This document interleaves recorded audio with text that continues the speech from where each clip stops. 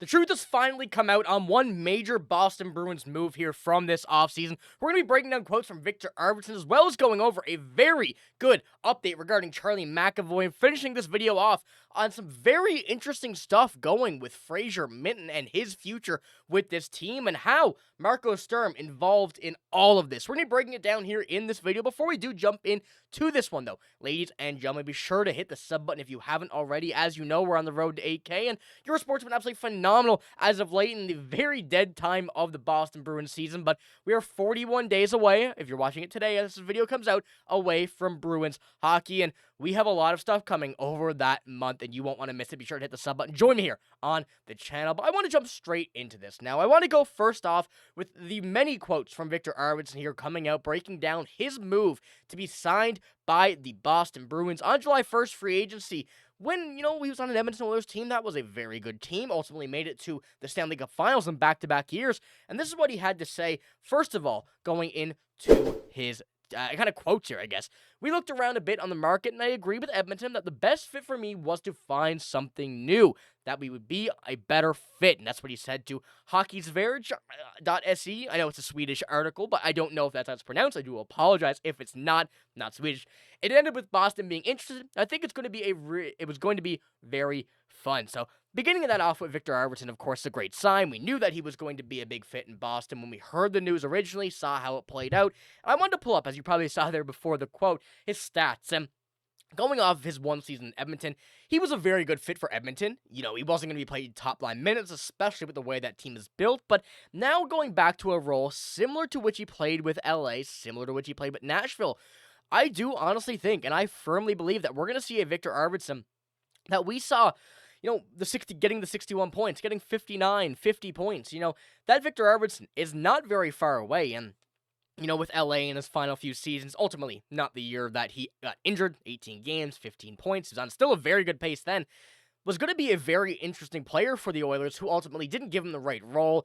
You saw it didn't work out. I think that's why there was a mutual decision for both parties to kind of separate. But now with the Boston Bruins, now having them involved, now having a guy they wanted in free agency signed to this team, I think it's going to be a very good and very interesting fit. And that's not all from Viktor Arvidsson. As I mentioned, we have so many more quotes here, so be sure to stick around for those here coming over the last little while. But Boston has always been a hard-working team, Viktor Arvidsson added. They're strong defensively. It's always been tough to come into that arena and play because Boston fans are very passionate. The whole city is great, sports town. That's how I see it. I want to come in there myself and add a little spice. So this is absolutely another just phenomenal quote from Viktor Arvidsson. He's been a player that, you love to have on your team, hate to play against. He got that bit of dog in him that the Bruins look to add in just about everybody. And Viktor Arvidsson, I think, was a prime example of that early on in free agency before the moves like Tanner Jeannot and everybody else was made. But Viktor Arvidsson, not just joining into this team, but also kind of filling into a slot that was really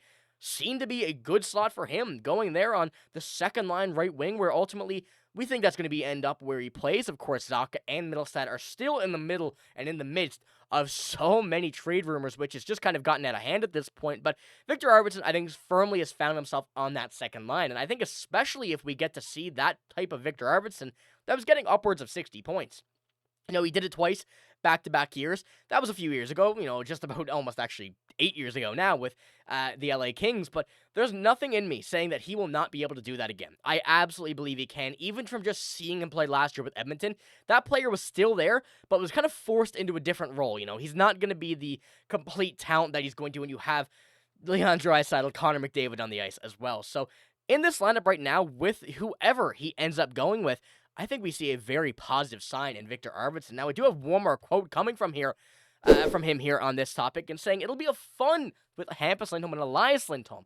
Fabian Lysell was there too, but I haven't met him yet, and of course, it means a lot to have other Swedes on the team, and I've also been fortunate throughout my career to play with so many Swedes and have so many of them around me. So this was another kind of hidden detail behind this signing for Viktor Arvidsson, and it feels like it's something that we're hearing a lot more now, and we know that there's a plentiful of Swedes in the NHL, all of which are really phenomenal players. You know a Swedish player when you see them on the ice, and we've been seeing a lot regarding Hampus Lindholm, Elias Lindholm, and a lot of other people around the league kind of saying, hey, these guys, I'm friends with them. They're on this team. I'd love to play with them again. That's a big thing that a lot of teams don't really acknowledge, but few teams actually are taking into advantage if you have players like that are loved by, their countrymen, especially some players like this, who Viktor Arvidsson we know is a very good player and plays on the national team with these guys.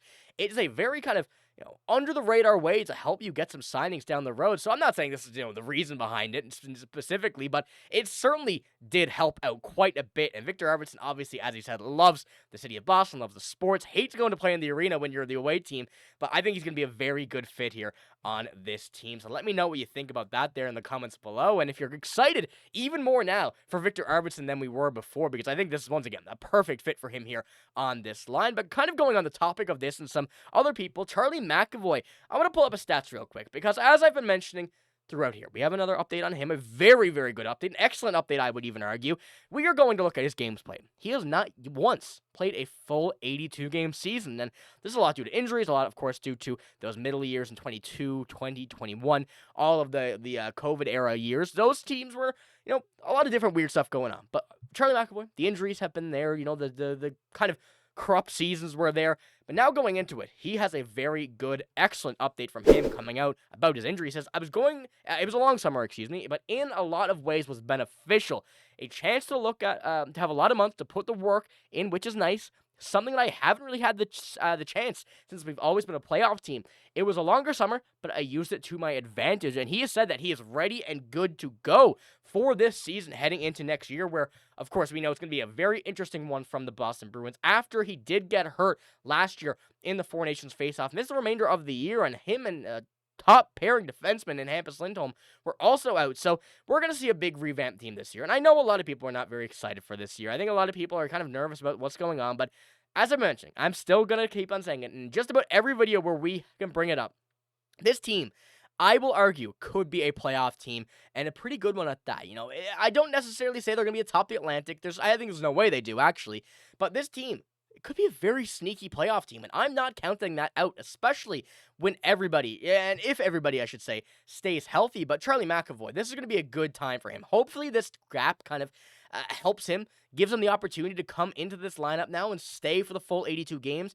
We know he's been hurt quite a bit, but now after a major rest, as he mentioned as well, being in the playoffs every year, you don't really understand what a full offseason is like. So especially for a player who stopped about midway through last February, nearly 12 months. So, well, I mean, that's a bit of an exaggeration, but, close on. A long time since Charlie McAvoy had last played for this Bruins team, last played hockey at that in a competitive scenario. Hopefully he's healthy, and hopefully this gives him a very good rest heading into next season, as he is now good to go. But we do have one more thing to finish this video off with. This is Fraser Minten.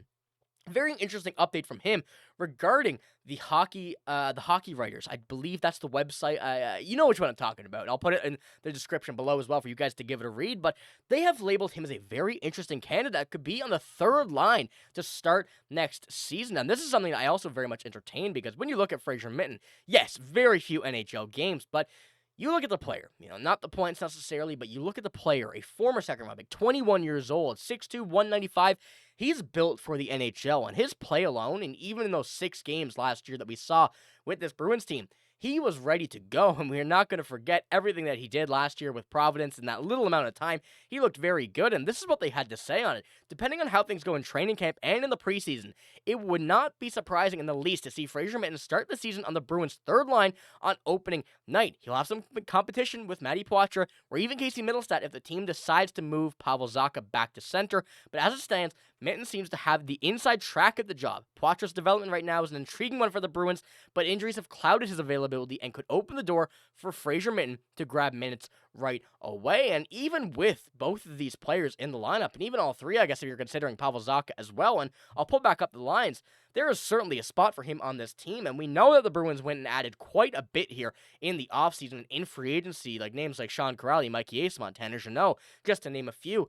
But even when you have these guys down there, many of which are going to be kind of placeholders for the time being, and as I've mentioned kind of throughout the offseason, I think these guys could really just kind of be here for a little bit. You see someone in the AHL in Providence start to really heat up, you bring them up, maybe play someone on waivers. I'm not going to fully say that is the factor, but I do think that could certainly be the case with a few of these players, to say the least. Now, Mikey Eyssimont, Tanner Jeannot, I think those two really are here for the long stay. Sean Corrali as well, but we know there's a lot of moving parts down the bottom. John Beecher may find himself on waivers if he don't find that role on the fourth line.